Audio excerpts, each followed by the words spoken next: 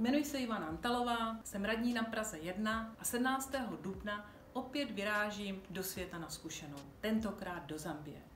Společně s mými 4 přáteli, dobrovolníky a ve spolupráci s nadačním fondem Camino Humanitaire budeme pomáhat v rodinách, kde mají děti s diagnózou neurologického onemocnění. To je například dětská mozková obrna anebo Downův syndrom.